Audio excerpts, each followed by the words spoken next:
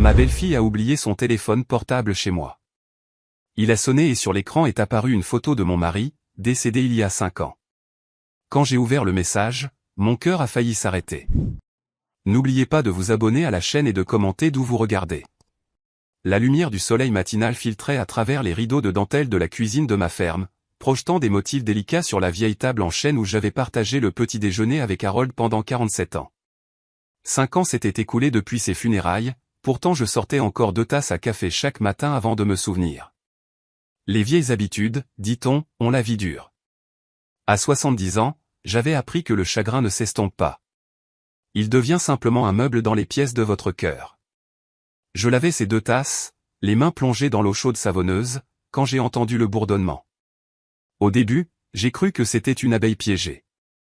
Nous en avions parfois à la fin de septembre, ici, dans le Vermont rural, des insectes confus cherchant la chaleur avant l'arrivée de l'hiver. Mais le son est revenu, persistant, mécanique. Un téléphone qui vibre contre le buffet en bois près de la porte d'entrée. « Allô » ai-je appelé, en séchant mes mains sur mon tablier. Quelqu'un a-t-il oublié quelque chose? Le silence a répondu. Ma belle-fille, Rachel, était partie à peine 20 minutes plus tôt, après notre visite habituelle du mardi matin. Elle venait chaque semaine, comme une horloge, soi-disant pour prendre de mes nouvelles, même si je soupçonnais que c'était plus pour maintenir les apparences qu'une réelle préoccupation. Rachel avait toujours été impeccable, parfaite, le genre de femme qui coordonnait les couleurs de ses listes de courses et n'avait jamais un cheveu de travers. Le téléphone a de nouveau vibré. Je me suis dirigé vers le buffet, mes genoux protestant légèrement. L'appareil était posé face vers le haut, son écran illuminé. Mon souffle s'est coupé dans ma gorge. Le visage d'Harold me souriait depuis l'écran.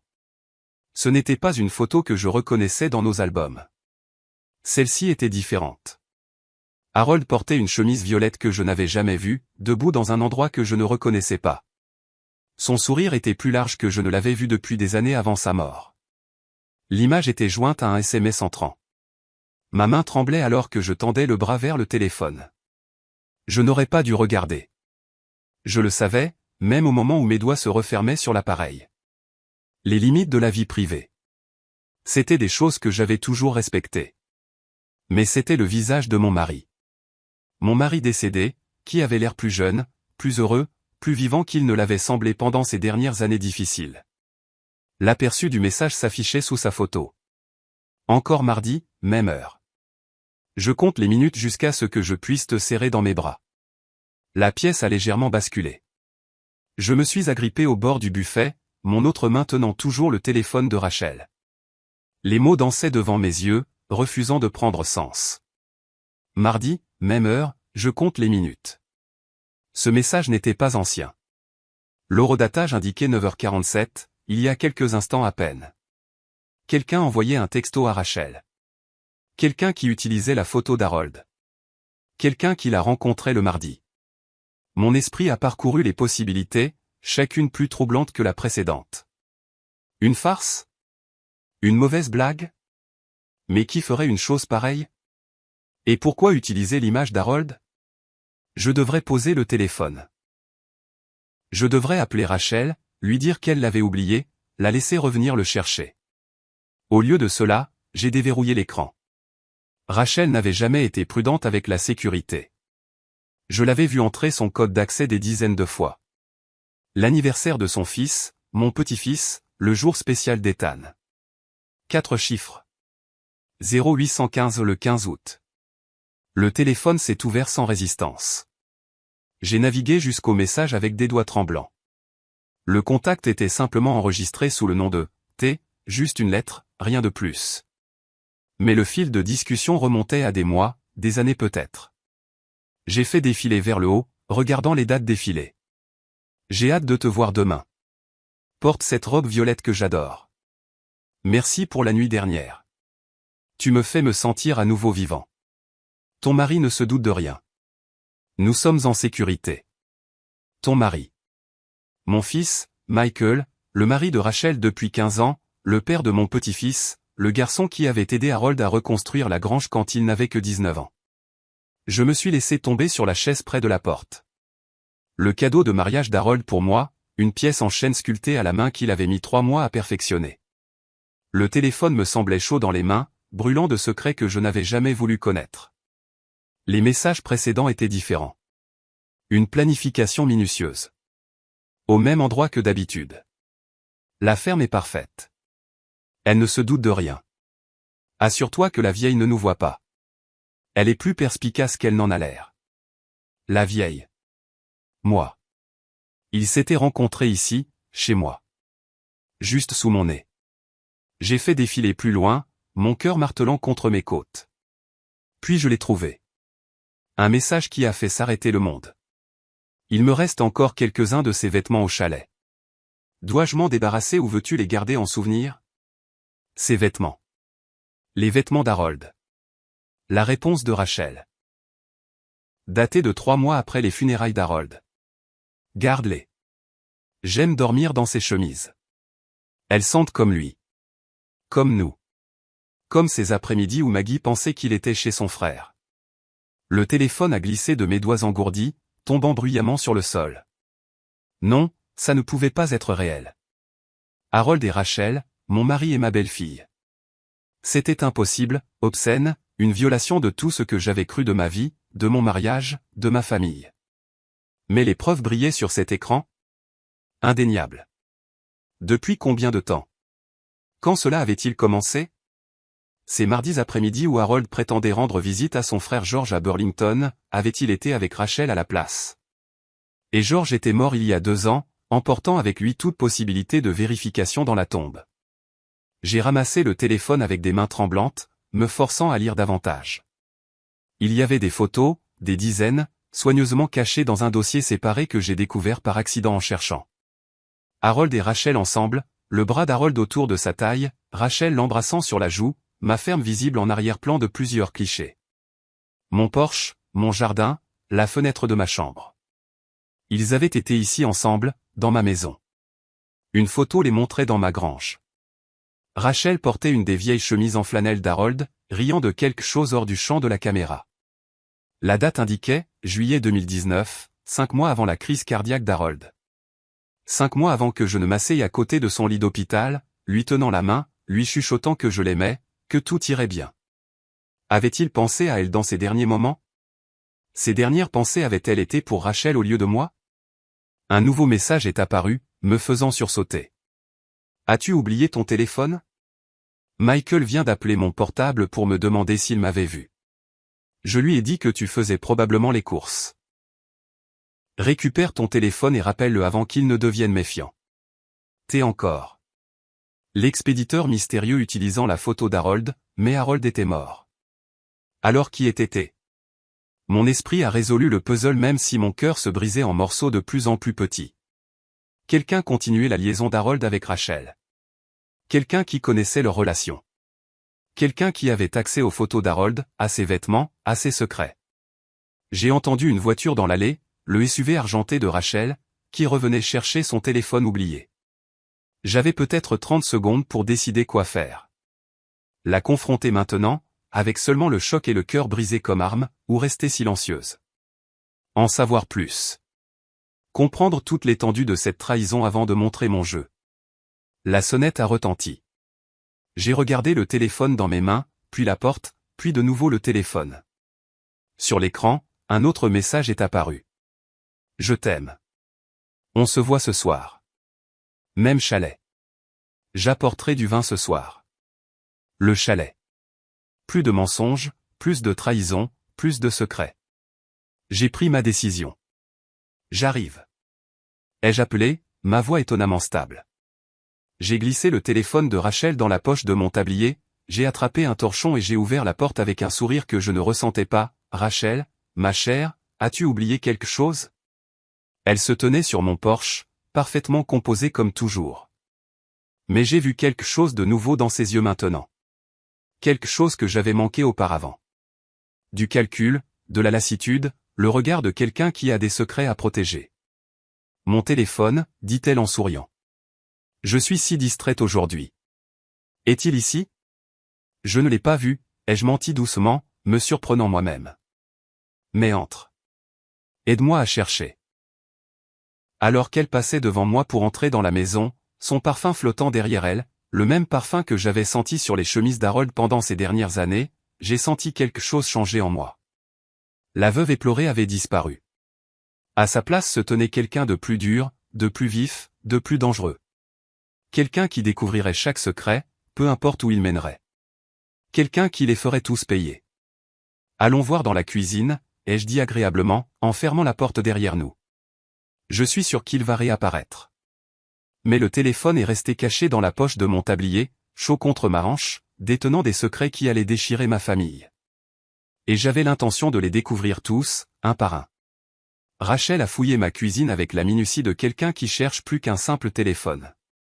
Elle a ouvert les tiroirs, a regardé derrière le grille-pain, a même vérifié à l'intérieur de la boîte à pain. Je l'ai regardé, ma main reposant nonchalamment dans la poche de mon tablier, les doigts recroquevillés autour de son téléphone. C'est si étrange, dit-elle en se redressant avec une expression inquiète. J'aurais juré l'avoir laissé sur le buffet. Peut-être que tu l'as pris avec toi et qu'il est dans ta voiture, ai-je suggéré, en gardant ma voix légère et serviable. La belle-mère inquiète, rien de plus. Peut-être, mais elle n'avait pas l'air convaincue. Ses yeux ont de nouveau parcouru la cuisine, et j'ai vu son regard s'attarder sur la poche de mon tablier pendant une fraction de seconde de trop. Elle sait, ai-je pensé. Ou elle se doute de quelque chose. Eh bien, je devrais y aller, dit finalement Rachel, son sourire n'atteignant pas tout à fait ses yeux. Michael veut que je sois à la maison avant le déjeuner. Si tu le trouves, je t'appellerai tout de suite, ai-je promis. Après son départ, je suis resté à la fenêtre et j'ai regardé son SUV disparaître sur le chemin de gravier. Ce n'est qu'alors que j'ai sorti le téléphone et que je me suis enfoncé dans le fauteuil d'Harold, les mains tremblantes alors que je continuais à lire.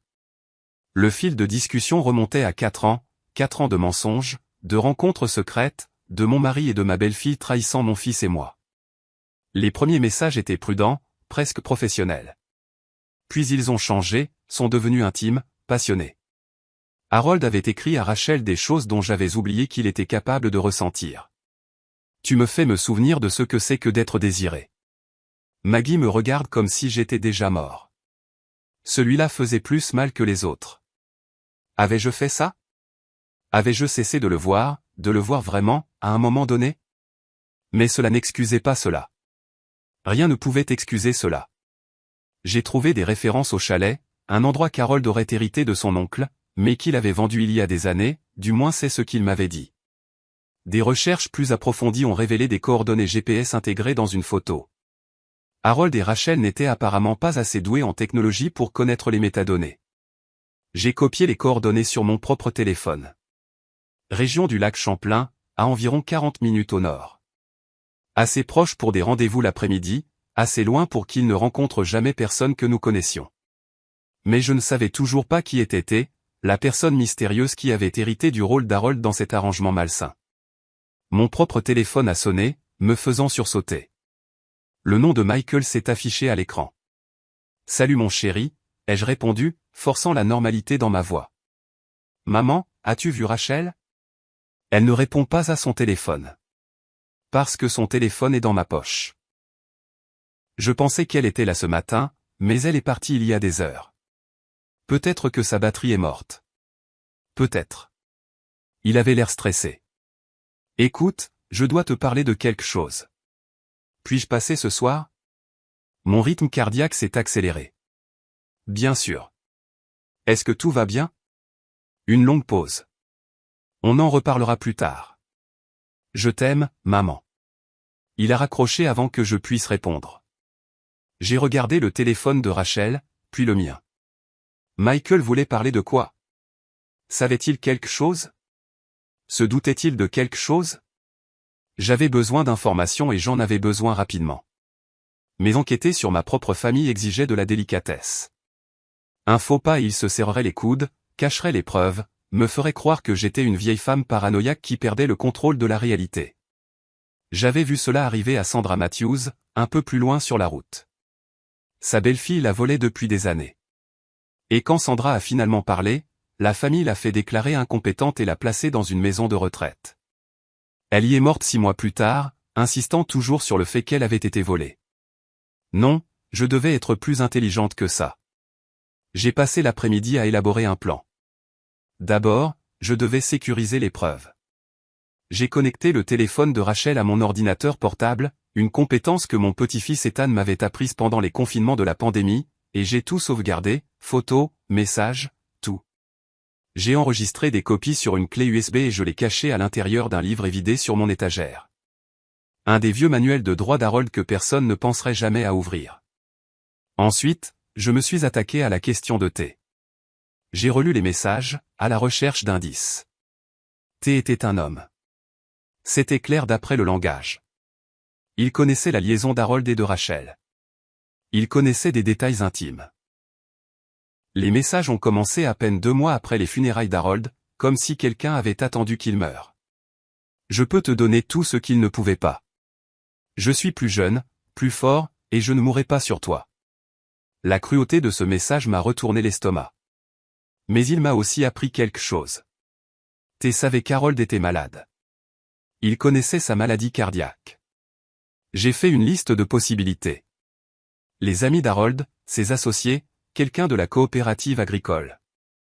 Puis j'ai trouvé quelque chose qui m'a glacé le sang. Un message d'il y a 3 ans d'Harold à Rachel. Tom n'arrête pas de poser des questions sur où je vais le mardi. Je crois qu'il me suit. Nous devons être plus prudents. Tom. Tom était le fils de George, le neveu d'Harold, et donc mon neveu par alliance. Je me suis rassise, les implications m'envahissant.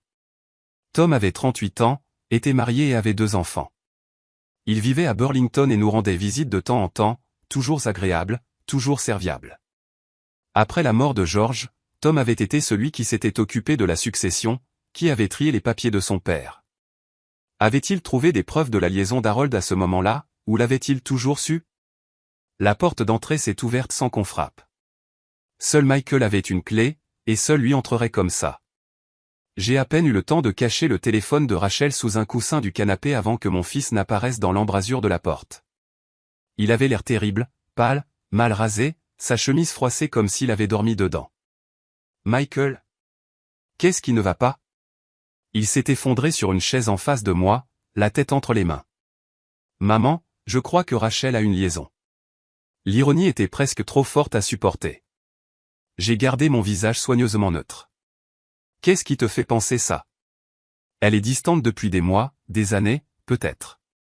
Elle disparaît le mardi. Elle dit qu'elle est au yoga ou à l'épicerie, mais j'ai vérifié nos relevés de carte de crédit. Pas de frais à la salle de sport. Pas de reçu d'épicerie le mardi. Il a levé les yeux vers moi, les yeux rouges. J'ai l'impression de devenir fou. Suis-je paranoïaque? Non, ai-je dit doucement. Tu n'es pas paranoïaque. Il m'a regardé fixement. Tu sais quelque chose? J'ai trouvé son téléphone, ai-je avoué, en le sortant de sous le coussin. Elle l'a laissé ici ce matin. Je n'aurais pas dû regarder, mais je l'ai fait. J'ai regardé les émotions se dessiner sur son visage. L'espoir que j'avais tort, la peur que j'avais raison, l'effroi de ce qu'il était sur le point d'apprendre. Je voulais le protéger, mon garçon, mon fils unique. Mais il méritait la vérité. C'est grave, n'est-ce pas, a-t-il chuchoté. Je lui ai tendu le téléphone. Le code d'accès et l'anniversaire d'Ethan. Pendant qu'il lisait, je suis allé à la cuisine et j'ai fait du thé. Aucun de nous n'en boirait. Je l'ai entendu halter, je l'ai entendu jurer, j'ai entendu quelque chose qui aurait pu être un sanglot. Quand je suis revenu, il était blanc comme un linge et tremblait. Papa, dit-il d'une voix rauque. Elle couchait avec papa. Mon père et ma femme. Depuis combien de temps? Il ne pouvait pas finir la phrase. 4 ans d'après ce que je peux dire, peut-être plus. Et après sa mort. Qui était? Je pense que cet homme. Ton cousin Tom. Le visage de Michael s'est tordu de rage. Ce fils de... Je vais le tuer. Je vais les tuer tous les deux. Non. Ma voix était tranchante, autoritaire. Tu ne feras rien d'irréfléchi. Nous devons y réfléchir. Réfléchir? Maman, ils ont détruit notre famille. Papa t'a trahi, m'a trahi. Rachel me ment en face depuis des années. Et Tom? Il s'est levé, faisant les 100 pas, à quoi sommes-nous censés réfléchir? Je veux divorcer. Je veux qu'il soit exposé. Je veux que tout le monde sache ce qu'ils ont fait. Et après, ai-je demandé calmement. Rachel obtient la moitié de tout dans le divorce. Elle pourrait même obtenir la garde d'Ethan si elle te dépeint comme instable. Tom nie tout. Il n'y a aucune preuve le liant directement à T. Juste une supposition. Tu perds ton fils, ton argent et ta dignité. Pendant qu'ils continuent leur vie. Il a cessé de faire les 100 pas, alors, que suggères-tu? Nous enquêtons davantage. Nous rassemblons des preuves qui ne peuvent être contestées. Nous découvrons ce qu'ils veulent et pourquoi ils font ça. Je me suis penché en avant.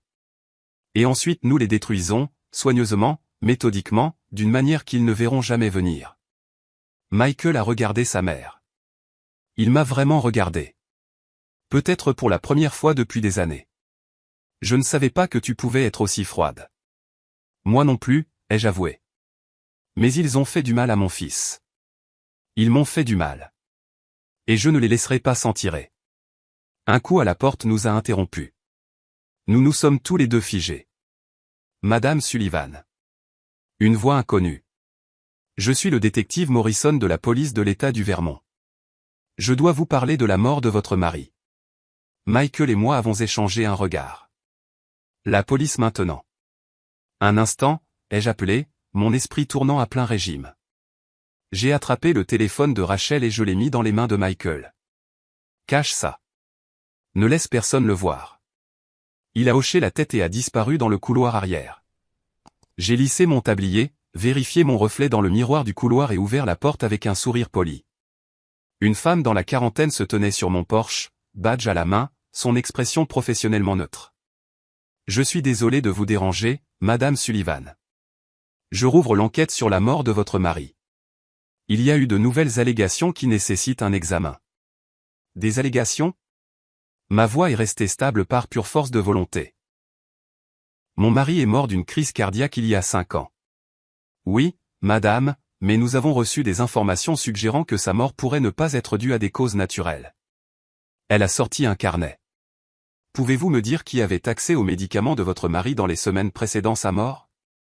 Le monde a de nouveau basculé. Meurtre. Elle suggérait qu'Harold avait été assassiné. Et soudain, la liaison, la trahison, les messages secrets, tout cela a pris une dimension plus sombre, plus sinistre.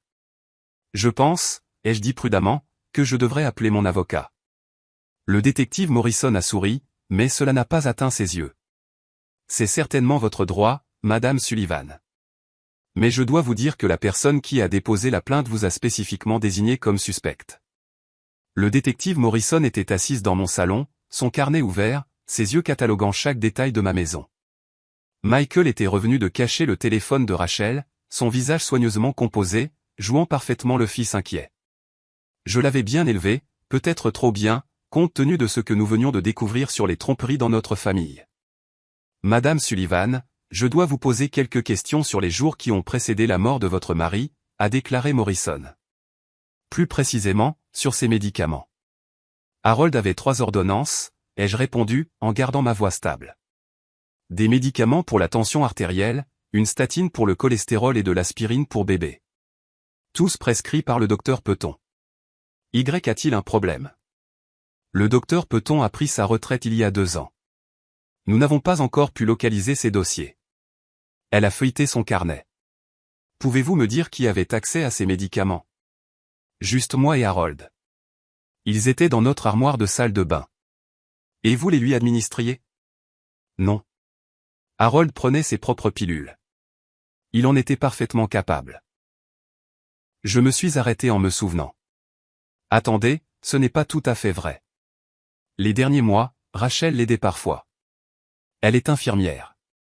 Était infirmière avant d'épouser Michael. Le stylo de Morrison s'est déplacé sur la page. Votre belle-fille avait donc accès à ces médicaments. Elle venait régulièrement. Elle voulait aider. Même en le disant, j'ai senti les pièces se déplacer, se réorganiser en une image plus sombre. Maman, a interrompu Michael, sa voix tendue.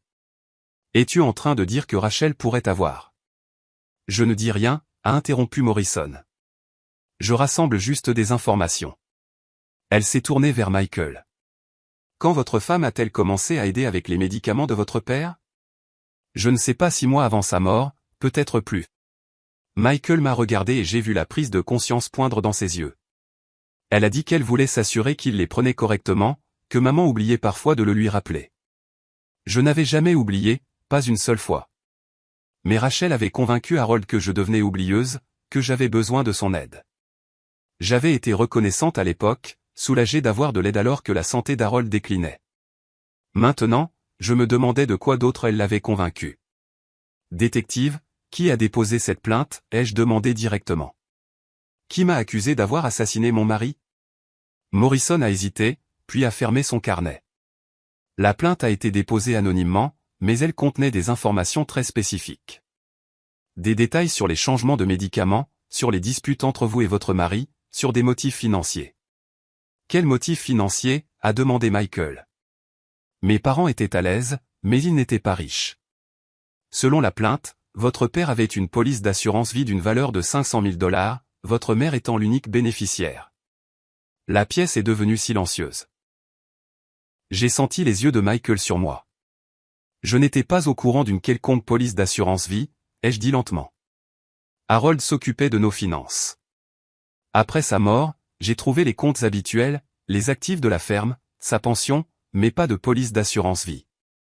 Vous n'avez pas reçu de paiement? Non, rien. L'expression de Morrison a légèrement changé. Surprise ou peut-être suspicion. C'est intéressant. Selon la plainte, la police a été souscrite 3 mois avant la mort de votre mari, et la prime a été payée depuis votre compte joint. 3 mois avant la mort d'Harold. Juste au moment où les messages entre lui et Rachel étaient devenus plus désespérés, plus passionnés. Juste au moment où il avait écrit « Je ne peux pas continuer à vivre ce mensonge. Je veux voir nos relevés bancaires », ai-je dit. De cette période. Pouvez-vous les obtenir? Nous sommes en train de demander des dossiers financiers par voie de subpoena, a confirmé Morrison. Mais si vous avez accès à vos comptes? Elle y a accès, a dit Michael. Il a sorti son téléphone. Maman, tu as toujours la même banque, n'est-ce pas? Je peux t'aider à accéder aux relevés en ligne. Nous avons travaillé ensemble pendant que Morrison regardait, sortant les relevés d'il y a 5 ans. Et voilà. Un paiement de 1 200 $ à Granite State Insurance daté de 3 mois avant la mort d'Harold. Le paiement avait été classé comme « frais médicaux » dans notre logiciel de comptabilité, quelque chose qui n'aurait pas semblé inhabituel à cette époque où Harold voyait régulièrement des spécialistes. Je n'ai jamais autorisé ça, ai-je dit, ma voix tremblant maintenant. Je n'ai même jamais vu ce débit. Qui avait accès à vos comptes à part vous et votre mari, a demandé Morrison. Rachel, a dit Michael doucement. Après la crise cardiaque de papa, elle a proposé de l'aider à gérer leurs factures. Maman était dépassée, et Rachel a dit que ce serait une chose de moins à s'inquiéter. Le stylo du détective s'est déplacé plus vite maintenant. Donc, votre femme avait accès aux comptes financiers de vos parents, aux médicaments de votre père, et selon la plainte, elle était présente le jour de la mort de votre père. Nous y étions tous, a protesté Michael. C'était un dîner de famille. Papa s'est effondré à table. Les ambulanciers ont dit que c'était une crise cardiaque massive. Il n'y avait rien de suspect. Mais il y avait quelque chose. Je me souvenais de ce dîner maintenant avec une nouvelle clarté. Rachel avait préparé le repas préféré d'Harold, un rôti de bœuf avec des légumes rôtis. Elle avait été si attentive, s'assurant qu'il mange, remplissant son verre d'eau, insistant pour qu'il prenne ses médicaments du soir plus tôt parce que le dîner était en retard. Et je me suis souvenu d'autre chose, quelque chose que j'avais écarté à l'époque comme une confusion induite par le deuil. Ces pilules, ai-je dit lentement. Ce soir-là, Harold a dit que ces pilules avaient l'air différentes. Plus petites, a-t-il dit. Rachel lui a dit que la pharmacie avait changé de fournisseur, que c'était le même médicament, juste un fabricant différent. Morrison s'est penché en avant. Avez-vous vérifié ça? Non, je lui ai fait confiance. Elle était infirmière. Pourquoi l'aurais-je remise en question? Maman. La voix de Michael s'est brisée. Es-tu en train de dire que Rachel a tué papa? Je dis que nous devons découvrir ce qu'il y avait dans ces pilules, ai-je répondu, en regardant Morrison. Est-il trop tard pour une autopsie? Après 5 ans, la toxicologie serait difficile, mais pas impossible si nous exhumons le corps. Morrison s'est levé. Madame Sullivan, je veux que vous compreniez quelque chose. Pour l'instant, vous êtes toujours une personne d'intérêt dans cette enquête. La plainte vous nomme spécifiquement, inclut des détails qui suggèrent une connaissance de l'intérieur. Si vous êtes piégé, nous devons découvrir par qui et pourquoi. Après son départ, Michael et moi sommes restés assis dans un silence stupéfait. Dehors, l'après-midi d'automne s'estompait dans le soir, les ombres s'allongeant sur le sol de la ferme. Nous devons parler à Rachel, a finalement dit Michael. La confronter avec tout ça. Non. Je me suis levé, mon esprit parcourant les possibilités. Si Rachel a déposé cette plainte, si elle me prépare un coup pour meurtre, alors la confronter la rendra juste plus prudente. Elle détruira les preuves, créera des alibis, disparaîtra peut-être même. Alors que faisons-nous? Nous la suivons ce soir. Le message disait qu'elle rencontrait Théo au chalet. Nous devons savoir ce qu'il prévoit. Michael avait l'air incertain. Maman, s'ils sont dangereux. Alors nous restons cachés, et nous documentons tout. Nous enregistrons leurs conversations, nous prenons des photos, nous rassemblons des preuves qui prouvent ce qu'ils ont fait. J'ai attrapé ma veste sur le crochet près de la porte. La mort de votre père pourrait ne pas être naturelle. Cet argent d'assurance vie est allé quelque part, et quelqu'un essaie de me faire accuser de meurtre. Je dois savoir pourquoi. Nous avons pris le camion de Michael, laissant ma voiture à la ferme au cas où Rachel passerait et vérifierait si j'étais à la maison. Les coordonnées nous ont menés vers le nord le long de la route 7, puis sur des routes de campagne plus petites qui serpentaient à travers des forêts qui s'assombrissaient. Le GPS de mon téléphone nous a guidés vers un embranchement marqué uniquement par une boîte aux lettres rouillées sans numéro. Le chalet se trouvait à un quart de mille sur un chemin de terre caouteux, invisible de la route principale. Une petite structure bien entretenue avec un toit en métal vert et un porche avant donnant sur le lac. Des lumières brillaient aux fenêtres. C'est le SUV de Rachel, a chuchoté Michael, en montrant le véhicule argenté garé à côté d'un pick-up plus récent. Et ça, c'est le camion de Tom. Nous nous sommes garés plus en arrière, cachés par les arbres, et nous nous sommes approchés à pied. L'air d'octobre était froid, notre souffle visible dans le crépuscule. À travers la fenêtre avant du chalet, je pouvais voir Rachel et Tom assis à une petite table, des verres de vin à la main, l'air détendu et intime. Michael avait son téléphone sorti, enregistrant une vidéo à travers la fenêtre. Je me tenais à côté de lui, mon cœur battant, regardant mon neveu et ma belle-fille trinquer. Je n'arrive pas à croire que la vieille peau a vraiment marché, disait Tom, sa voix portant à travers les minces murs du chalet. Le détective a gobé toute l'histoire. Plainte anonyme, détails spécifiques, motifs financiers. Ils l'auront arrêté d'ici une semaine. Rachel a ri, un son sans chaleur. Elle est trop confiante. Elle l'a toujours été. Même Harold disait qu'elle était naïve. C'est pourquoi c'était si facile de...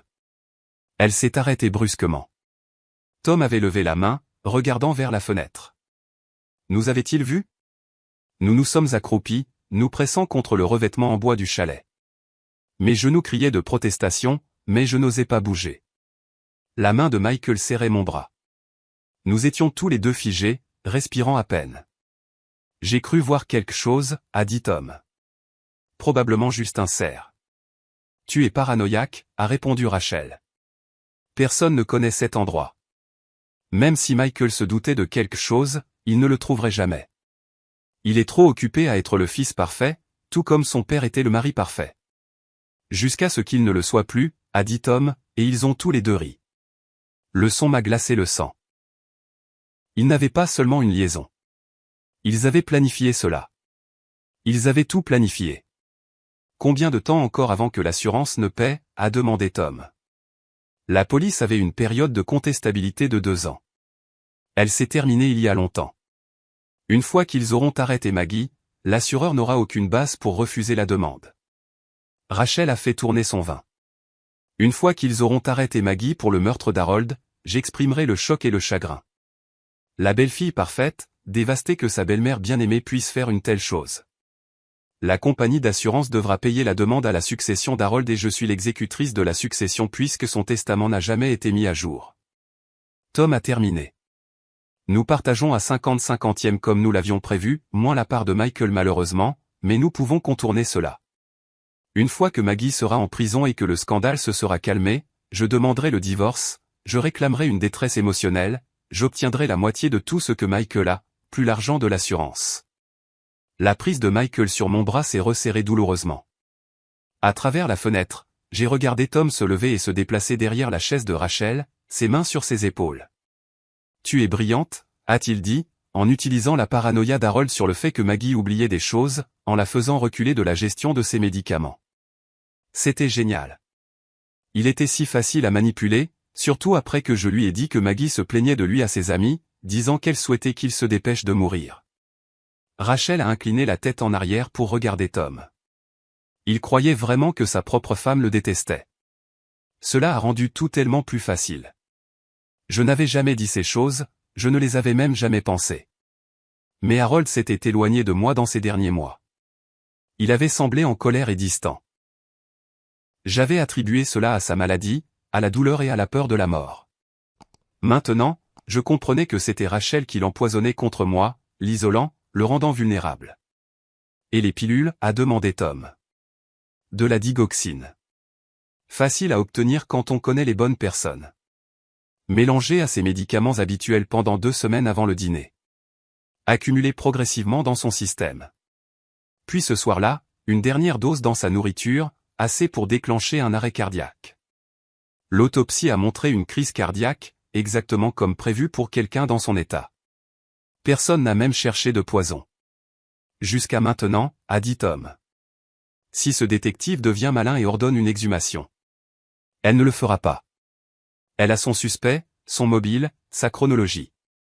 Maggie Sullivan, l'épouse négligée qui a découvert la liaison de son mari et a décidé de profiter de sa police d'assurance. Rachel s'est levée, se déplaçant dans les bras de Tom.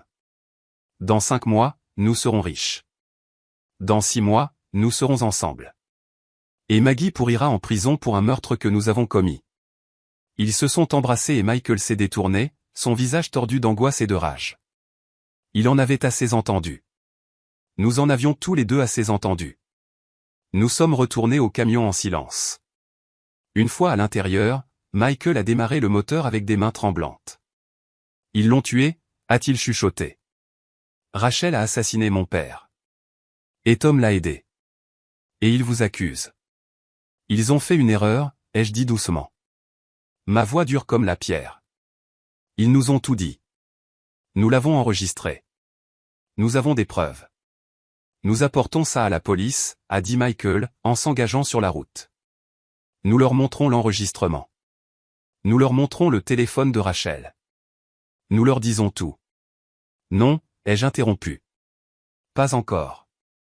Il m'a regardé fixement. Maman, ils ont assassiné papa. Ils essaient de t'envoyer en prison. Nous devons. Michael, réfléchis. Cet enregistrement a été fait sans leur connaissance ni leur consentement. Le Vermont exige le consentement des 2 parties pour les enregistrements. Un avocat pourrait le faire rejeter. Et le téléphone. Je n'aurais pas dû le garder.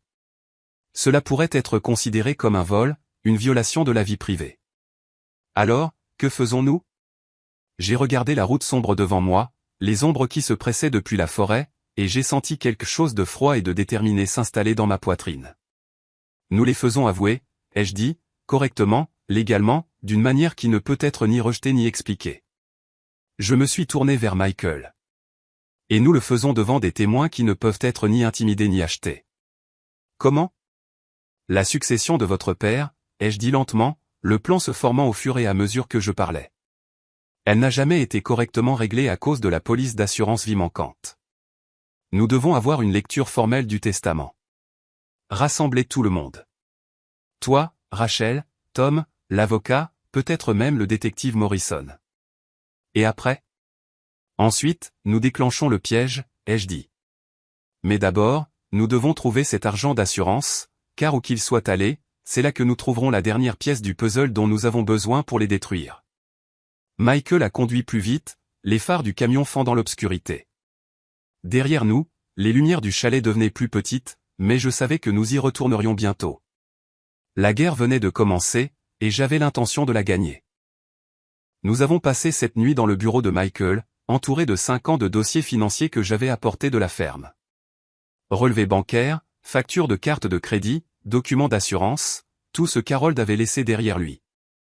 Rachel était chez sa sœur, du moins c'est ce qu'elle avait envoyé par texto à Michael. Plus probablement, elle était au chalet avec Tom, célébrant leur victoire imminente. Là, a dit Michael, en montrant l'écran de son ordinateur portable à 3 heures du matin. Maman, regarde ça. La demande de police d'assurance vie, enfouie dans un dossier de documents numérisés. La signature d'Harold en bas, mais quelque chose clochait. Les boucles étaient trop parfaites, trop. L'écriture d'Harold avait été désordonnée, hâtive, le gribouillage d'un homme qui avait passé 40 ans à remplir des commandes de matériel agricole. Ce n'est pas sa signature, ai-je dit avec certitude. Rachel l'a falsifié. Pouvons-nous le prouver? Peut-être, si nous pouvons trouver des échantillons de la vraie signature d'Harold et les faire comparer par un expert en écriture. J'ai frotté mes yeux fatigués. Mais ça prend du temps et nous n'en avons pas beaucoup. Une fois que ce détective aura terminé son enquête, elle m'arrêtera. Alors tout deviendra plus difficile. Trouver des preuves depuis la prison, des batailles juridiques, des années d'appel. Michael s'est penché en arrière dans son fauteuil, me regardant avec une expression que je ne pouvais pas tout à fait déchiffrer. Tu as changé, maman. Tu es différente de ce que tu étais même hier. Je me bats pour ma vie, ai-je répondu simplement. Et pour la justice pour votre père. Quoi qu'Harold ait fait d'autre, il ne méritait pas de mourir comme ça. Empoisonné lentement, manipulé, trahi. Lui pardonnes-tu pour l'aventure? La question m'a prise au dépourvu. L'ai-je fait? Harold avait été faible, vaniteux, susceptible à l'attention d'une femme plus jeune, mais Rachel avait été calculatrice, prédatrice.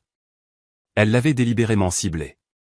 Je réalisais maintenant qu'elle s'était rapprochée de notre famille par l'intermédiaire de Michael, puis avait séduit un homme vieillissant et seul qui se sentait invisible pour sa femme. Je ne sais pas, ai-je avoué, mais c'est une question pour plus tard.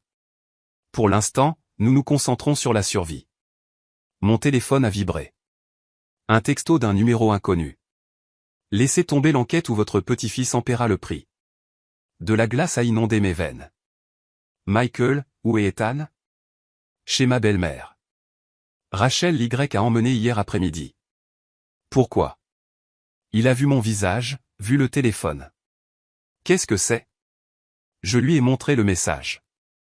Il est devenu blanc immédiatement, appelant sa belle-mère. La conversation a été brève, frénétique. Il va bien, a dit Michael. Le soulagement était évident. Il dort encore. Je lui ai dit de ne pas le laisser hors de sa vue, de ne pas laisser Rachel le récupérer sans m'appeler d'abord. Un autre texto. Nous savons ce que vous avez trouvé au chalet. Détruisez l'enregistrement et oubliez tout, sinon le garçon aura un accident. Vous avez jusqu'à demain soir. Ils nous avaient vus ou devinés. Quoi qu'il en soit, nous avions sous-estimé jusqu'où ils iraient. Ça suffit, a dit Michael, sa voix tremblant de rage. J'appelle la police. Nous leur disons tout. Et ils prennent Ethan pendant que la police enquête, ai-je interrompu. Michael, réfléchit. Ils sont désespérés maintenant. Acculés. Ça les rend dangereux. Si nous agissons trop vite, si nous les effrayons. Alors quel est ton plan? Parce que pour l'instant, mon fils est menacé par une meurtrière qui se trouve être sa mère. Les mots flottaient dans l'air entre nous. Rachel était la mère d'Ethan.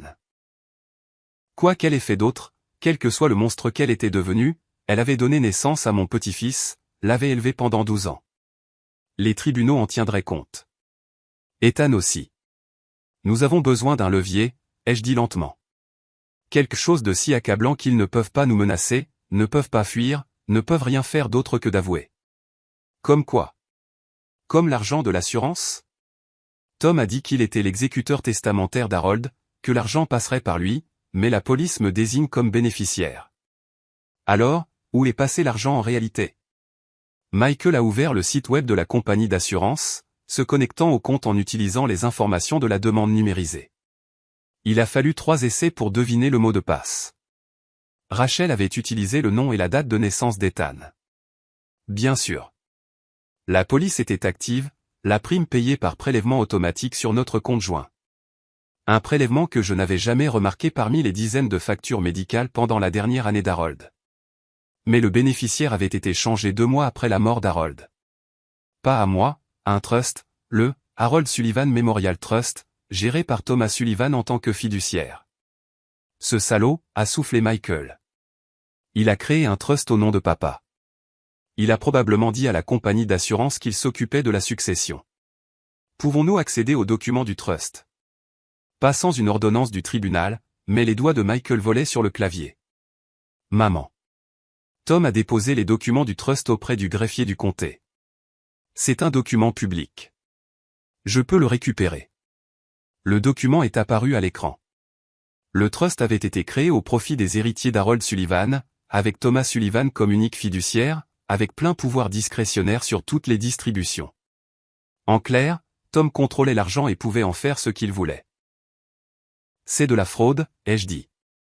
La compagnie d'assurance pense que l'argent est allé à la succession d'Harold, mais Tom l'a détourné vers un trust qu'il contrôle. Un trust qui n'a probablement aucun actif à part cet argent d'assurance, a ajouté Michael. Il a continué à faire défiler. Regardez le calendrier de distribution. Tom est autorisé à prendre des honoraires de fiduciaire raisonnables jusqu'à 40% des actifs du trust. Rachel est répertoriée comme consultante spéciale ayant droit à 40%. Ce qui laisse 20% pour les héritiers réels d'Harold. Toi et moi, ai-je dit doucement. Ils allaient nous donner juste assez pour éviter les soupçons. Gardez le reste pour eux. La mâchoire de Michael s'est crispée. J'appelle Tom tout de suite. Non, laissons-les penser que nous avons peur. Laissons-les penser que la menace a fonctionné. Une idée se formait. Dangereuse, mais nécessaire. Et si nous pouvions les amener à déplacer l'argent? Les forcer à faire quelque chose qui prouve leur culpabilité. Comment? En les faisant paniquer. En menaçant ce qui leur est le plus cher, l'un l'autre. J'ai passé l'heure suivante à rédiger un message prudent. Pas depuis mon téléphone ni celui de Michael. Nous sommes allés dans un restaurant ouvert toute la nuit et avons utilisé leur Wi-Fi public pour créer un compte email anonyme. Puis j'ai envoyé le message à l'email personnel de Tom. Je sais pour la digoxine. Je sais pour le chalet. Je sais pour la fraude à l'assurance. Vous avez 24 heures pour transférer 250 000 $ sur le compte ci-dessous ou je vais à la police avec des preuves que Rachel a assassiné Harold. Elle va en prison. Vous êtes libre. Votre choix. Un ami. J'ai inclus un numéro de portefeuille de crypto-monnaie que Michael avait créé. Intraçable et anonyme. Tu le fais chanter, a demandé Michael, incrédule. Je le fais choisir entre l'argent et Rachel. S'il paie, nous avons la preuve qu'il est au courant du meurtre. S'il ne paie pas, mais panique, il contactera Rachel, fera peut-être quelque chose de stupide. Quoi qu'il en soit, ils font une erreur. Et s'il appelle la police? Il ne le fera pas, car aller à la police signifie admettre qu'il est au courant d'un meurtre, qu'il l'a couvert, qu'il a commis une fraude à l'assurance. J'ai regardé mon fils. Nous les forçons à se montrer au grand jour. La réponse est arrivée 90 minutes plus tard, non pas à l'email anonyme, mais à mon téléphone personnel. La voix de Tom lors d'un appel. Maggie, nous devons parler. Juste toi et moi. Demain, midi, au chalet. Viens seul ou le fils de Michael disparaît. J'ai croisé le regard de Michael de l'autre côté de la table du restaurant. Le piège fonctionnait, mais il se resserrait aussi autour de nous. J'y serai, ai-je dit à Tom, en gardant ma voix stable. Bien. Et Maggie, ne sois pas stupide. Tu es une vieille femme. Tu ne peux pas gagner ça. Il a raccroché. Michael secouait déjà la tête. Non, absolument pas. Tu n'iras pas là-bas seul. Ils ont déjà tué une fois. C'est pourquoi tu ne viens pas, ai-je interrompu. Si quelque chose m'arrive, tu es la seule protection d'Ethan. Tu dois rester avec lui. Le garder en sécurité. Maman. Michael. Écoute. Je vais me mettre sur écoute. Je porterai un appareil d'enregistrement. Le genre légal. Consentement des deux parties, que j'obtiendrai en disant à Tom que j'enregistre au début de notre conversation. Tout ce qu'il dira sera admissible au tribunal. Et s'il te tue après que tu lui aies dit que tu enregistres? Il ne le fera pas, parce que je vais lui faire une offre qu'il ne pourra pas refuser. J'ai sorti un document que j'avais préparé plus tôt, une confession manuscrite signée et datée. Je vais avouer le meurtre d'Harold, dire que je l'ai fait, que je connaissais la liaison et que j'ai empoisonné Harold dans un accès de jalousie. Je dirais que je suis prête à prendre le blâme et à aller en prison tranquillement. Pourquoi ferais-tu ça? Parce que ça donne à Tom ce qu'il veut. Moi en prison, hors de son chemin.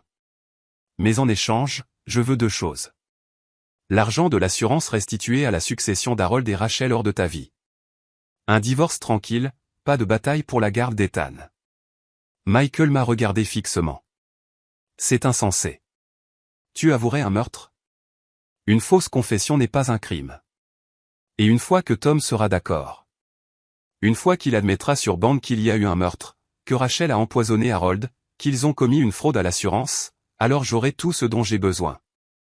Je rétracte ma confession, je révèle l'enregistrement, et nous les tenons. C'est trop risqué. C'est le seul moyen. J'ai serré sa main. Fais-moi confiance. J'ai été sous-estimé toute ma vie. Par Harold, par Rachel, par Tom. Ils pensent que je suis juste une vieille femme naïve. Laissons-les continuer à penser ça jusqu'à ce qu'il soit trop tard. Le lendemain matin, j'ai rendu visite au détective Morrison au poste de police. Je lui ai dit que j'avais reçu des menaces, je lui ai montré les messages concernant Ethan. Elle a été immédiatement préoccupée, a voulu m'assigner une protection. Je pense savoir qui les a envoyés, ai-je dit prudemment. Je les rencontre aujourd'hui à midi pour en parler. Je voulais que vous le sachiez au cas où quelque chose m'arriverait. Madame Sullivan, si vous êtes en danger. J'enregistrerai la conversation. Consentement des deux parties, entièrement légal. Si j'ai raison sur qui me menace, l'enregistrement le prouvera. Morrison avait l'air sceptique mais a hoché la tête. Où a lieu cette réunion? Je lui ai donné l'adresse du chalet, les regarder l'écrire. Si je ne vous appelle pas avant 13 heures, quelque chose ne va pas, ai-je dit. L'appareil d'enregistrement aura un suivi GPS. Vous pourrez me retrouver. Ce n'était pas tout à fait vrai. L'appareil d'enregistrement que Michael avait acheté dans un magasin d'électronique ce matin-là n'avait pas de GPS. Mais Morrison n'avait pas besoin de le savoir. J'avais juste besoin qu'elle vienne me chercher si les choses tournaient mal. À 11h30, Michael m'a conduite à un endroit à un demi-mille du chalet. Il m'a aidé à tester l'appareil d'enregistrement, une petite unité clipsée à mon soutien-gorge, le microphone caché dans mon col. Promets-moi que tu seras prudente, a-t-il dit, les yeux rouges de manque de sommeil. Je le promets. Je l'ai embrassé sur la joue. Garde Ethan en sécurité. Si ça tourne mal, si je ne reviens pas, la clé USB dans le manuel de droit d'Harold a tout. Donne-la à la police. Raconte-leur toute l'histoire. Maman, je t'aime. Michael. Tu as été un fils merveilleux. Je suis fier de toi. J'ai serré sa main. Maintenant, laisse-moi aller finir ça. J'ai marché le dernier demi-mille à travers les bois, mes genoux protestant à chaque pas. Le soleil d'octobre était brillant mais froid, les feuilles craquant sous mes pieds. Devant, je pouvais voir le chalet. Le camion de Tom garé à l'extérieur.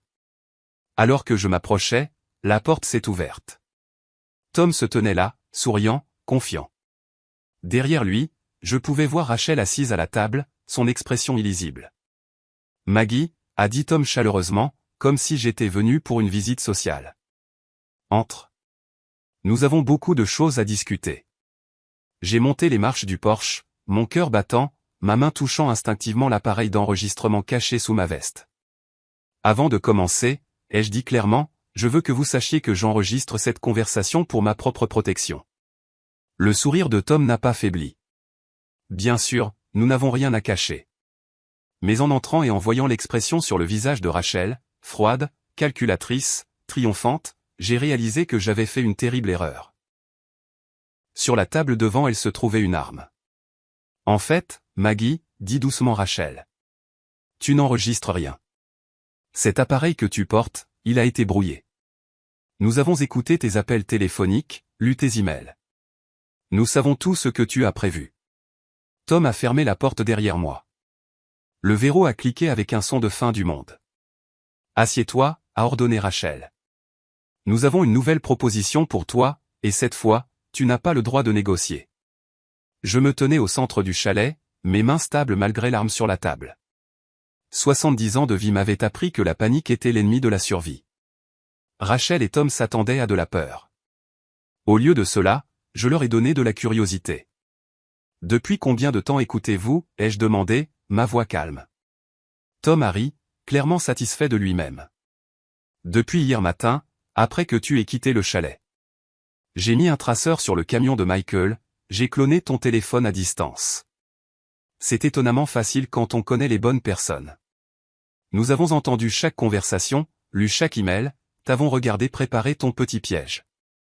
Alors vous savez que j'ai dit au détective Morrison où je serais, ai-je dit. Elle attend mon appel dans 1 heure. En fait, non, intervint Rachel doucement. Je l'ai appelé ce matin depuis ton téléphone. J'ai annulé la réunion. J'ai dit que tu te sentais malade. Elle a été très compréhensive. Rachel s'est levée, contournant la table, mais gardant une distance entre nous. Tu n'as pas réfléchi, Maggie. Tu es intelligente, je te l'accorde. Plus intelligente qu'Harold ne l'a jamais été. Mais tu es vieille. Tu es seule, et tu es dépassée. Assieds-toi, ordonna Tom, en désignant une chaise. Je me suis assise, notant la disposition du chalet en le faisant. Une porte, 2 fenêtres, toutes 2 visibles d'où se tenaient Tom et Rachel. Ils s'étaient positionnés stratégiquement, Tom bloquant la sortie, Rachel avec un accès facile à l'arme.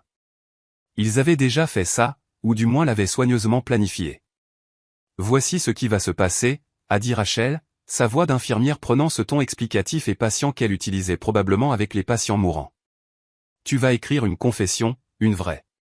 Tu as tué Harold parce que tu as découvert sa liaison. Tu l'as empoisonné avec de la digoxine que tu as obtenue par. Elle a fait une pause, réfléchissant, par l'ordonnance de ta sœur, elle avait une maladie cardiaque, n'est-ce pas? Morte il y a 3 ans. Ma sœur Margaret. Ils avaient tout recherché. Tu avoueras le meurtre, a poursuivi Rachel. Ensuite, tu écriras une lettre de suicide. Éploré, incapable de vivre avec la culpabilité, face à la prison. Tu es venu ici, au chalet d'Harold, l'endroit où il avait été heureux, où il avait trouvé l'amour. Et tu t'es suicidé. Avec quoi, ai-je demandé. Je n'ai pas de pilule sur moi. Tom a sorti une bouteille de sa veste. Des somnifères. Les mêmes que tu prends tous les soirs. Nous les avons pris dans ton armoire à pharmacie hier. Il y en a plus qu'assez ici pour faire le travail. Ils avaient été dans ma maison. Avaient violé ma maison à nouveau, tout comme ils avaient violé mon mariage, ma confiance, ma famille. Et si je refuse, ai-je demandé, bien que je connaisse déjà la réponse. Alors nous te tirons dessus et nous faisons passer ça pour un suicide de toute façon, a dit Tom sèchement.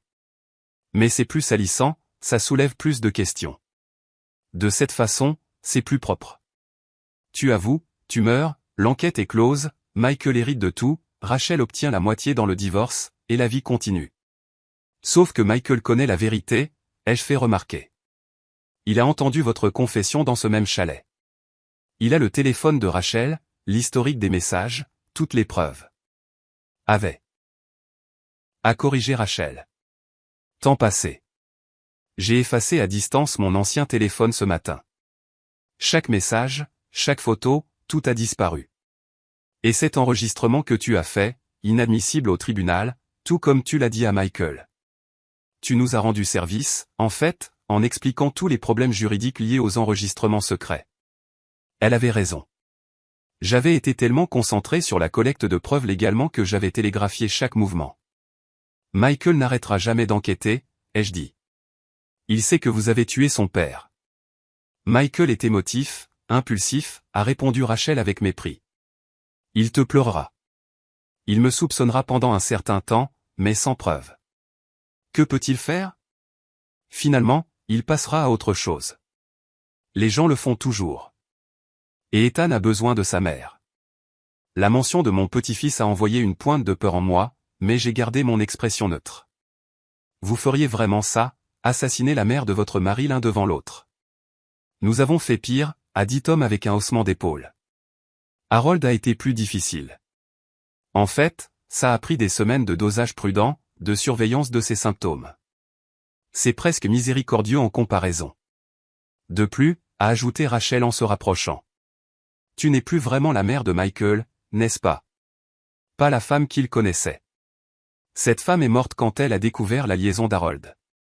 La personne assise ici maintenant est ta mère, vengeresse, méconnaissable. Michael pleura la mère dont il se souvient, pas la femme que tu es devenue. Ces mots étaient conçus pour blesser, pour me faire douter de moi-même. Mais j'avais appris quelque chose ces derniers jours terribles. La transformation n'était pas une faiblesse. La Maggie naïve et confiante avait disparu. À sa place se trouvait quelqu'un de plus dur, de plus sage, de plus dangereux que Rachel ne pouvait l'imaginer. Je devais gagner du temps, réfléchir. Le détective Morrison ne viendrait peut-être pas, mais Michael savait où j'étais. Il attendrait mon appel. Et quand il ne viendrait pas? À quoi penses-tu? A demandé Rachel brusquement. Michael. Il est occupé en ce moment. Nous lui avons envoyé un texto de ton téléphone disant que tu avais besoin qu'il aille chercher Ethan immédiatement. Qu'il y avait une urgence à l'école. Il est probablement à mi-chemin de Portland maintenant. Elle a souri. Ton petit-fils est parfaitement en sécurité, au fait. Pas d'urgence, juste Michael qui court partout en panique pendant que nous nous occupons des choses ici. Ils avaient pensé à tout. Ou du moins, c'est ce qu'ils croyaient. Tu te demandes s'il y a une issue, a dit Tom en lisant mon expression. Il n'y en a pas. Nous avons planifié ça pendant des années, Maggie. Des années. Même avant la mort d'Harold, nous savions que tu serais un problème un jour. Tu es trop observatrice, trop persistante. Harold était censé changer son testament, tout laisser à un trust que nous contrôlions. Mais le vieil imbécile n'arrêtait pas de remettre ça à plus tard. Il disait qu'il voulait attendre après Noël, après l'anniversaire d'Ethan, après les semailles de printemps. Alors vous l'avez tué avant qu'il ne le puisse, ai-je dit doucement. La compréhension se faisait jour, les pièces s'emboîtant. Vous l'avez tué avant qu'il ne puisse changer d'avis sur quoi que ce soit. Nous avons accéléré le calendrier, a admis Rachel. Harold devenait sentimental, parlait de régler les choses avec toi, de tout avouer. Il était faible. Nous ne pouvions pas prendre ce risque. Elle a pris l'arme, l'a vérifiée nonchalamment, puis l'a reposée. Le message était clair. Ils étaient à l'aise avec la violence. Pratiqués même. Écris la confession, a ordonné Tom, en poussant du papier et un stylo sur la table. Nous n'avons pas toute la journée. J'ai pris le stylo, mais au lieu d'écrire, j'ai regardé directement Rachel. As-tu déjà aimé Michael? Même un peu. La question l'a prise au dépourvu. Qu'est-ce que ça peut faire? Je vais mourir. Fais plaisir à la curiosité d'une mourante. Rachel est restée silencieuse un instant, puis a haussé les épaules. Michael était un moyen d'arriver à une fin. Un accès à votre famille, à Harold, à cette vie confortable. Il était doux, facile à manipuler. Il l'est toujours. Et Harold? Harold était pathétique, a-t-elle dit avec mépris. Un vieil homme vaniteux désespéré de se sentir à nouveau jeune. Il croyait vraiment que je l'aimais. Il croyait qu'il était spécial. Elle a ri. La seule personne que j'ai jamais aimée, c'est Tom. Nous sommes ensemble depuis le lycée. Tout le reste a été une comédie. Même Ethan? La question est sortie plus dure que je ne le voulais. Ethan était nécessaire, a dit Rachel. Un enfant pour cimenter ma place dans la famille, pour me donner un levier. Il est utile. L'entendre parler de mon petit-fils comme d'un outil, comme d'une propriété, a fait sauter quelque chose en moi. Mais j'ai gardé ma voix égale, mes mains stables. Une dernière question, ai-je dit. La plainte anonyme à la police. C'était votre plan de secours. Assurance, a confirmé Tom. Si tu te rapprochais trop de la vérité, nous te ferions paraître coupable. Te faire accuser du meurtre d'Harold avant que tu ne puisses découvrir ce qui s'est vraiment passé. La plainte a juste assez de détails pour paraître crédible. Ton accès à ces médicaments, ton mobile financier, ton opportunité. Très complet, ai-je reconnu. Puis j'ai regardé le papier devant moi. Je suppose que vous voulez que cette confession soit détaillée, crédible. Extrêmement détaillée, a dit Rachel. Non, date, méthode, assez pour que personne ne la remette en question. J'ai commencé à écrire, mon écriture stable, mais je n'écrivais pas une confession. Moi, Maggie Sullivan, et j'écris clairement, saine d'esprit et de corps, déclare par la présente ce qui suit comme un témoignage véridique. Derrière moi, Ni Rachel ni Tom ne pouvaient voir les mots. Ils étaient trop loin, trop confiants que j'obéirais. Le 6 octobre 2025, je suis venu au chalet du lac Champlain appartenant à Thomas Sullivan. Étaient présents Thomas Sullivan et Rachel Sullivan qui m'ont menacé de mort si je n'avouais pas avoir assassiné mon mari Harold Sullivan. J'ai continué à écrire, les faisant parler. Parlez-moi de la digoxine. Où l'avez-vous eu? Par un ami au Canada, a dit Rachel, distraite par sa propre intelligence. Commandé en ligne, expédié à une boîte postale sous un faux nom. Intraçable. J'ai tout noté, chaque mot. Et la fraude à l'assurance? Le trust? C'était mon idée, a dit Tom fièrement. J'ai créé le trust. J'ai fait rédiger le testament d'Harold, me nommant exécuteur. Il l'a signé en pensant que c'était un acte de propriété pour le chalet. J'ai falsifié sa signature sur la demande d'assurance. Simple, en fait, quand on sait ce qu'on fait. Brillant, ai-je murmuré, en écrivant toujours. Je documentais tout. Leur confession, leur méthode, leur mobile. Pas une lettre de suicide, mais un témoignage. Et s'il me tuait, ce papier dirait la vérité, même si ma voix ne le pouvait pas. Tu as presque fini, a demandé Rachel avec impatience. Ça prend trop de temps. Presque, ai-je dit. Puis, alors que j'écrivais les dernières lignes, j'ai fait mon mouvement. J'avais remarqué quelque chose qu'ils avaient manqué. Un petit détail qui me donnait une chance. L'arme sur la table était un revolver, et elle était tournée vers Rachel, pas vers moi. Quand elle l'avait posé après l'avoir vérifié, elle l'avait placé négligemment, la poignée vers le centre de la table.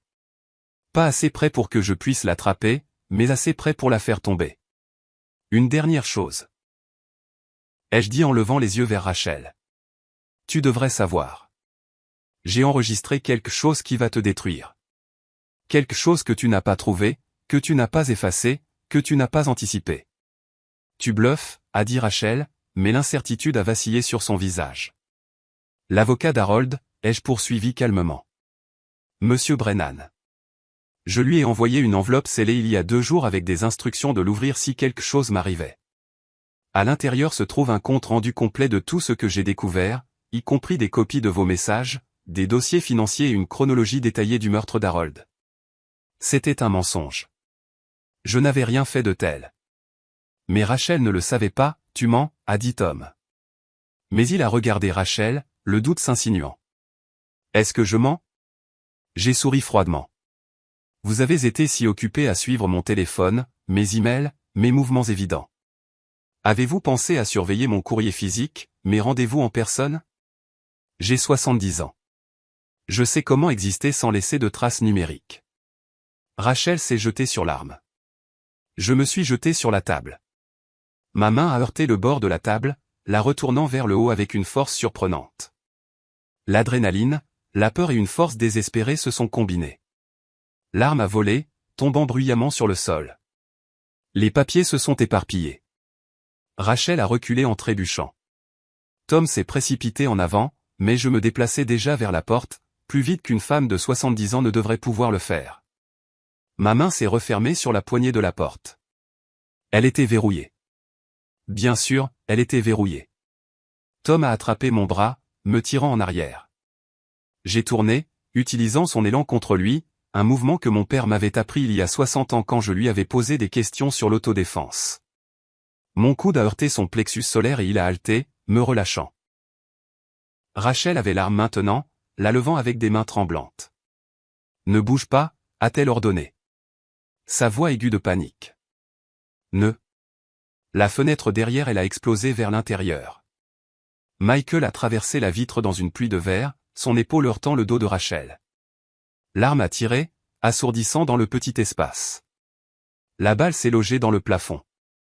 Michael lui a arraché l'arme, son visage coupé et saignant à cause du verre, mais sa prise était solide comme le fer. « Sors, maman » a-t-il crié. Maintenant. Derrière lui. À travers la fenêtre brisée, j'ai vu d'autres silhouettes s'approcher. Le détective Morrison, 2 officiers en uniforme, tous courant vers le chalet. Tom a essayé de s'enfuir, mais j'ai mis mon pied en travers de son chemin. Un geste mesquin, vindicatif, mais satisfaisant néanmoins. Il s'est écrasé au sol et en quelques secondes, des officiers étaient entrés par la porte, armes au poing, criant des ordres. Tout s'est passé très vite après ça. Rachel et Tom ont été menottés, on leur a lu leurs droits, leurs protestations et leurs menaces se fondant dans le jargon juridique et la procédure officielle. La confession que j'avais écrite a été soigneusement emballée comme preuve. Le téléphone de Michael montrait l'enregistrement qu'il avait fait à travers la fenêtre brisée. Chaque mot que Rachel et Tom avaient dit, chaque aveu de culpabilité. Le détective Morrison m'a regardé avec un mélange d'admiration et d'exaspération. « Madame Sullivan, vous auriez pu être tuée. »« Mais je ne l'ai pas été, » ai-je dit simplement. Mes mains tremblaient maintenant, la réaction retardée s'installant, mais je suis resté debout. « Et maintenant, vous avez tout ce dont vous avez besoin. » L'enregistrement à travers la fenêtre est légalement admissible, a-t-elle confirmé. Michael était sur une propriété publique. La fenêtre était suffisamment ouverte pour entendre clairement, et vous leur aviez déjà dit que vous enregistriez. Il n'avait aucune attente de vie privée. J'ai regardé mon fils courageux, insensé, merveilleux, qui avait fracassé une fenêtre pour me sauver. Je t'avais dit de rester avec Ethan. Je l'ai d'abord emmené au poste de police, a dit Michael en souriant à travers le sang sur son visage. J'ai tout dit à Morrison. Je lui ai fait écouter l'enregistrement du chalet de la nuit dernière. Elle a été d'accord. Ça ne tiendrait peut-être pas au tribunal, mais c'était suffisant pour une cause probable. Nous sommes dehors depuis 20 minutes à écouter, à attendre le bon moment. Vous avez tout entendu. Chaque mot. Son expression s'est durcie alors qu'il regardait Rachel être conduite à une voiture de police. Y comprit ce qu'elle a dit sur Ethan. Je savais que c'était la blessure qui mettrait le plus de temps à guérir. Pas la trahison de la liaison, pas même le meurtre, mais savoir qu'Ethan n'avait été rien de plus qu'un outil pour sa propre mère. Alors qu'il chargeait Rachel dans la voiture de police, elle m'a regardé à travers la vitre. Pas de remords, pas de peur, juste un calcul froid, même maintenant. Tu ne gagneras pas, a-t-elle crié. J'aurai les meilleurs avocats. Je vais. La porte a claqué, coupant ses menaces. Tom était plus calme, vaincu, alors qu'il le mettait dans une autre voiture. Il a seulement dit, nous nous en serions sortis. Non, ai-je dit assez fort pour qu'il m'entende. Vous ne vous en seriez pas sortis, parce que vous avez fait la même erreur que tout le monde. Vous avez sous-estimé une vieille femme. Le détective Morrison a souri sombrement. Madame Sullivan, je vais avoir besoin que vous veniez au poste. Faire une déclaration complète. Bien sûr. Mais d'abord. Je me suis tourné vers Michael. Appelle ta belle-mère. Dis-lui de garder Ethan là-bas ce soir. Il n'a pas besoin de savoir ça pour l'instant. Laisse-lui un jour de plus d'enfance avant que son monde ne s'effondre. Michael a hoché la tête, des larmes aux yeux, alors que je montais à l'arrière de la voiture de Morrison, pas arrêté, juste transporté. J'ai regardé l'après-midi d'octobre, le lac scintillant au loin, les feuilles d'automne flamboyantes de rouge et d'or. Harold était mort ici, ou du moins les mensonges étaient nés ici. Mais aujourd'hui, la vérité avait finalement triomphé. La guerre n'était pas encore terminée. Il y aurait des procès, des batailles juridiques, un traumatisme familial à surmonter. Mais la bataille la plus importante avait été gagnée. J'avais survécu. Et en survivant, j'étais devenu quelque chose que je n'aurais jamais cru être. Dangereuse. 3 mois plus tard, je me tenais dans ma cuisine un matin froid de janvier, regardant la neige tomber sur les champs qu'Harold et moi avions travaillé ensemble pendant 47 ans. La ferme était calme, paisible d'une manière qu'elle n'avait pas été depuis des années. Peut-être pas depuis avant que Rachel n'entre dans nos vies. Les procès avaient été rapides, étonnamment. Les avocats de Rachel et Tom leur avaient conseillé de plaider coupable une fois qu'ils avaient réalisé que les preuves contre eux étaient accablantes. L'enregistrement de Michael de l'extérieur du chalet, mon témoignage écrit, les dossiers financiers du trust frauduleux, les documents d'assurance falsifiés, tout cela peignait un tableau indéniable. Rachel a plaidé coupable de meurtre au 2e degré et de fraude à l'assurance. 25 ans à perpétuité. Tom a plaidé coupable de complicité de meurtre, de fraude et de complot. 15 ans. Tous deux purgeaient déjà leur peine dans des établissements distincts. Appel rejeté. L'argent de l'assurance vie avait été récupéré et restitué à la succession d'Harold, à moi en tant que sa veuve légale. 500 000 $ que je n'avais jamais voulu acheter avec la vie de mon mari. J'en avais mis la plus grande partie dans un trust pour l'éducation d'Ethan, j'en avais gardé assez pour entretenir la ferme et m'assurer que je ne serais pas un fardeau pour Michael dans ma vieillesse. La vraie victoire, cependant, n'avait pas été dans les salles d'audience. Elle avait été dans les moments calmes qui ont suivi, en regardant ma famille commencer lentement, douloureusement, à guérir. J'ai entendu des pas sur le porche, le bruit de bottes qui tapaient pour enlever la neige. La porte s'est ouverte et Ethan est entré, les joues rouges de froid, les yeux brillants. « Grand-mère, tu devrais voir à quel point la neige est profonde près de la grange. On pourrait construire un fort. » « On pourrait » ai-je acquiescé en lui souriant. À 13 ans, il était pris entre l'enfance et l'adolescence, luttant avec tout ce qui s'était passé. La révélation sur sa mère, le divorce, les procès criminels. Ça l'avait presque brisé. Mais les enfants étaient résistants, plus que les adultes ne leur en donnaient le crédit. Michael a suivi son fils à l'intérieur, portant des provisions. Il était revenu temporairement à la ferme pendant qu'il réfléchissait à ses prochaines étapes. La maison où il avait grandi était redevenue son sanctuaire, et la mienne était devenue moins solitaire avec eux ici.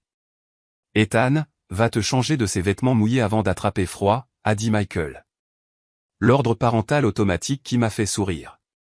Il était un bon père, meilleur qu'il ne le savait. Après qu'Ethan ait disparu à l'étage, Michael a posé les provisions sur le comptoir et m'a regardé avec une expression que j'avais appris à reconnaître. Celle qui signifiait qu'il avait besoin de parler. « Maman, j'ai reçu un appel de l'avocat de Rachel ce matin. » Mes mains se sont immobilisées au-dessus du café que j'étais en train de verser. Que voulait-elle? Rachel veut voir Ethan. Elle prétend qu'elle a des droits en tant que sa mère. Que le tenir éloigné d'elle est une punition cruelle et inhabituelle. L'audace de la chose m'a coupé le souffle. Après tout, le meurtre, les mensonges, l'aveu froid qu'Ethan n'avait été rien de plus qu'un outil, elle voulait avoir accès à lui. Que veut Ethan? Ai-je demandé. Parce que c'était ce qui comptait. Il dit qu'il ne veut plus jamais la revoir. Il est en colère, blessé. Il se sent trahi. Michael s'est affalé sur une chaise. Mais s'il change d'avis plus tard? S'il m'en veut de les avoir séparés? Je me suis assise en face de lui, lui prenant la main. Michael, tu es son père. Tu prends la décision qui le protège maintenant, aujourd'hui. S'il change d'avis quand il sera plus âgé, quand il sera prêt à affronter cette relation, alors tu le soutiendras. Mais pour l'instant, c'est un enfant qui vient d'apprendre que sa mère est une meurtrière. Il a besoin de stabilité, de sécurité et de temps pour guérir.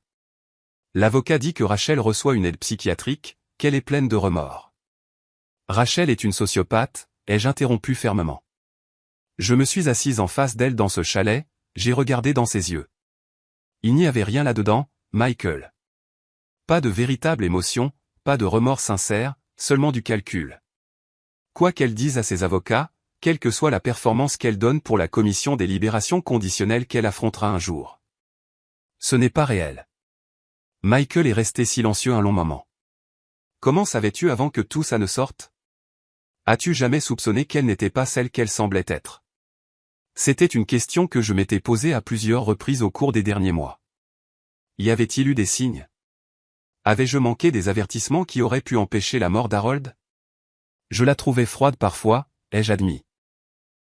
Trop parfaite, trop contrôlée, mais j'attribuais ça à des différences de personnalité, au fait qu'elle était plus jeune, plus moderne.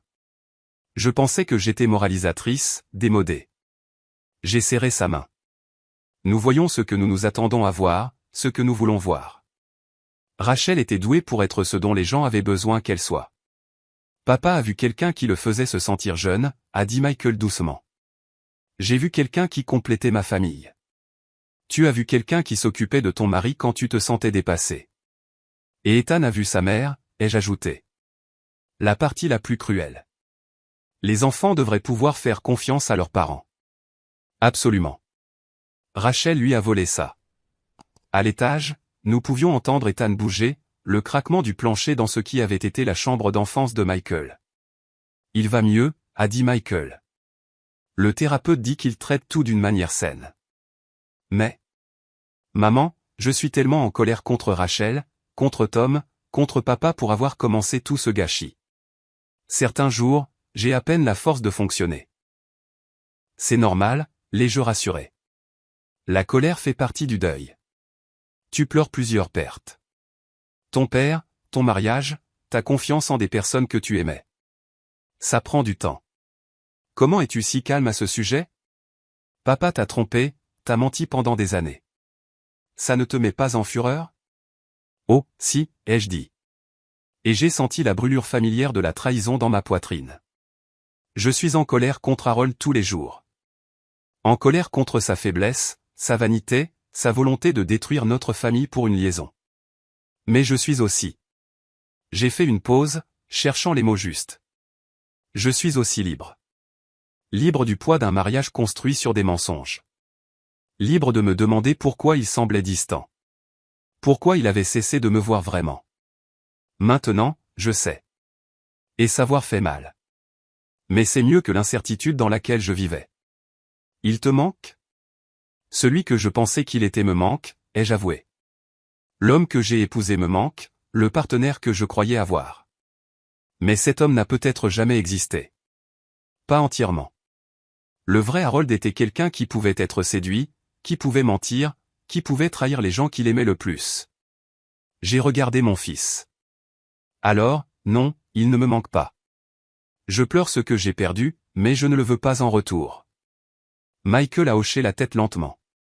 Je ressens la même chose pour Rachel. La femme que j'ai épousée, si elle a jamais existé. Je l'aimais. Mais la femme qui a tué papa, qui a utilisé notre fils comme levier, qui t'aurait laissé mourir? Je ne connais pas cette personne. Je ne l'ai jamais connue. Nous sommes restés assis dans un silence confortable, le genre qui ne vient que d'un traumatisme partagé et d'une profonde compréhension. Dehors, la neige continuait de tomber, recouvrant la ferme de blanc, couvrant les vieilles cicatrices d'une nouvelle possibilité. Grand-mère, papa, a appelé Ethan de l'étage. On peut faire du chocolat chaud et regarder un film?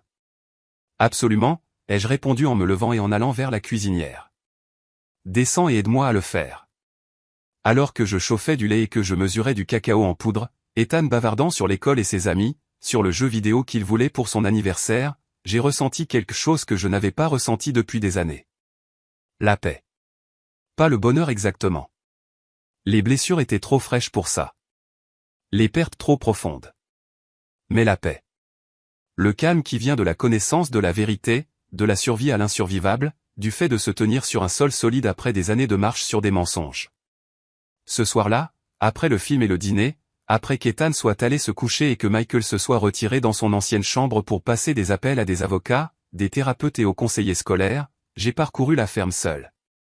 J'ai touché les meubles qu'Harold avait construits, j'ai regardé les photos sur les murs, des photos de temps plus heureux, ou du moins de temps que j'avais cru heureux.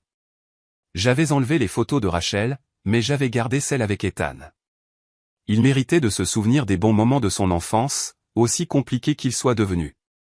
Dans le bureau d'Harold, j'ai trouvé la boîte que j'évitais depuis des mois. Ses effets personnels de l'hôpital, son portefeuille, son alliance. Je l'ai ouverte lentement, me forçant à affronter ces derniers morceaux de lui. L'alliance brillait à la lumière de la lampe. En or, simple, gravé de la date de notre mariage. J'avais choisi de ne plus porter la mienne. Je l'avais enfermée dans un tiroir. La sienne méritait le même sort. Mais sous l'alliance, j'ai trouvé quelque chose d'inattendu. Une lettre scellée, jaunie par le temps. Mon nom sur l'enveloppe, de l'écriture d'Harold. La vraie écriture, désordonnée et hâtive, pas la fausse écriture soignée que Rachel avait utilisée. Mes mains tremblaient en l'ouvrant. Ma très chère Maggie, lisait-on. Si tu lis ceci, je suis parti, et je suis un lâche de ne pas te dire ça en face. J'ai fait des choses terribles.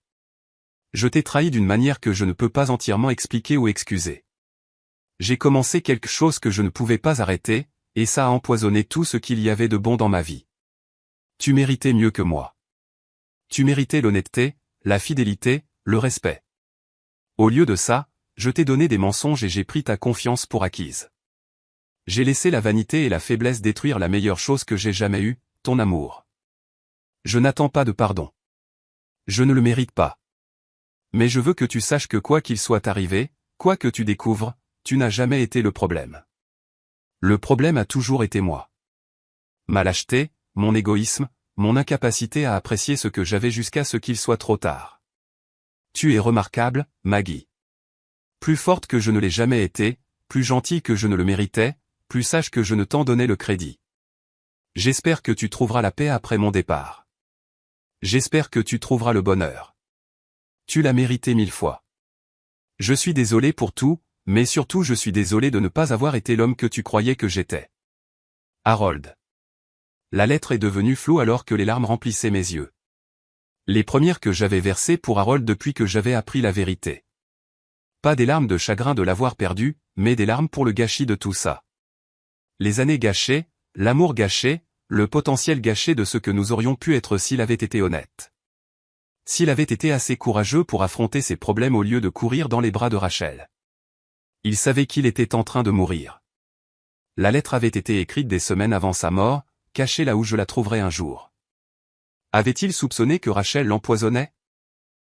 Ou avait-il simplement su que son cœur défaillait et avait-il voulu avouer avant qu'il ne soit trop tard? Je ne le saurais jamais, et peut-être que ça n'avait pas d'importance. J'ai plié la lettre soigneusement et je l'ai remise dans la boîte. C'était une sorte de conclusion, une reconnaissance d'outre-tombe que je n'avais pas été folle, que je n'avais pas été paranoïaque, que je n'avais pas été l'épouse froide et négligente que Rachel m'avait dépeinte. Mais cela ne changeait rien à ce qui s'était passé ou à ce qui devait se passer ensuite. J'avais une ferme à gérer, un petit-fils à aider à élever, un fils à soutenir à travers un divorce et un traumatisme. J'avais une vie à reconstruire, non pas des cendres de la trahison, mais des fondations de la vérité que j'avais si durement combattu pour découvrir. Cette nuit-là, alors que je fermais la ferme et que je vérifiais Ethan une dernière fois, dormant paisiblement, son visage jeune et innocent au clair de lune, j'ai pris une décision. Je resterai ici, dans cette maison, dans cette ferme. Je ne laisserai pas Rachel et Tom me chasser de la maison que j'avais construite, de la terre que j'avais travaillée, de l'héritage que j'avais mérité. Ils en avaient pris assez. Ils ne prendraient pas ça. Et j'utiliserai tout ce que j'avais appris sur la tromperie, sur la manipulation, sur les ténèbres que les gens pouvaient cacher sous des apparences agréables pour m'assurer que ma famille ne serait plus jamais vulnérable comme ça. J'apprendrai à Ethan à questionner, à vérifier, à faire confiance à son instinct. Je lui apprendrai que la gentillesse ne doit pas signifier la naïveté, que la confiance doit se mériter, que la famille se définit par les actions, pas par le sang. Je serai la grand-mère dont il avait besoin. Forte, protectrice, inébranlable. La femme qui avait fait tomber des meurtriers ne laisserait rien d'autre nuire à son petit-fils. Alors que je me couchais ce soir-là, la ferme craquant autour de moi dans le vent d'hiver, j'ai pensé à l'âge et à la sagesse, à la survie et à la force. Rachel m'avait appelé une vieille femme comme si c'était une insulte, comme si l'âge signifiait la faiblesse. Elle avait appris trop tard que l'âge signifiait l'expérience. Cela signifiait la patience, la pensée stratégique, la capacité de voir le long terme pendant que les plus jeunes couraient après la gratification immédiate.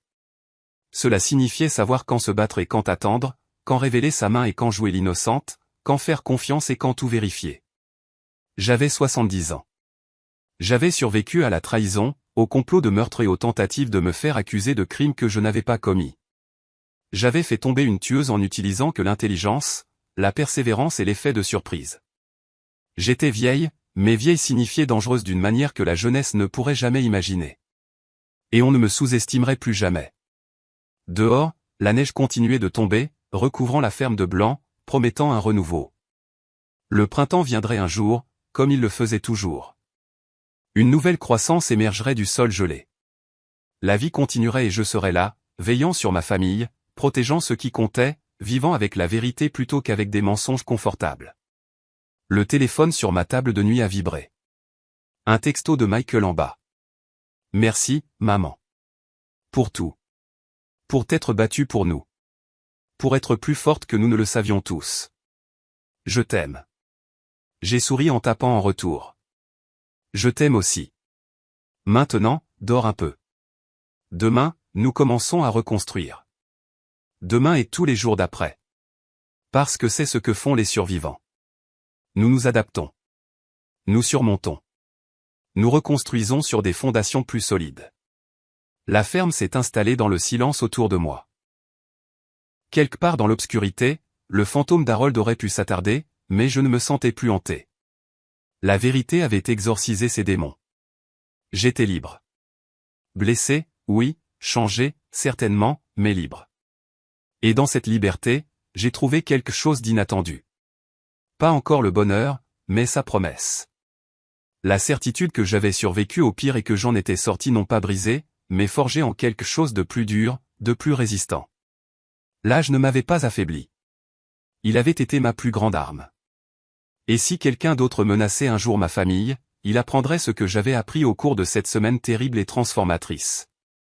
Ne jamais sous-estimer une femme de 70 ans qui n'a plus rien à perdre et tout à protéger. J'ai fermé les yeux, enfin en paix, et j'ai dormi sans cauchemar pour la première fois depuis des mois. Le mystère était résolu. La famille était en sécurité. La justice avait été rendue. Et Maggie Sullivan, grand-mère, veuve, survivante, avait gagné. Maintenant, dites-moi, qu'auriez-vous fait si vous étiez à ma place? Faites-le moi savoir dans les commentaires. Merci d'avoir regardé.